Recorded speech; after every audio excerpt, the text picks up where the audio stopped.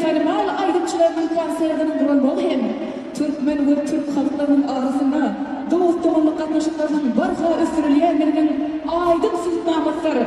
Şu acayip huzurtu, edil adamlar, mehvan vatandaşlar, Dereşloriyan, ulunun küçüklerde ödüp veriyen, dünya esnadının meşhur yıllıklarını Türkmenistan'da tomoş etmeye giyin şehitleri bu küçüklerde ödüp veren, Türkmen halkının milli lideri, kahraman arkadağımını, yurt başdomu, arkadağını kahraman fiyatarımını alkışlar edeceğiz.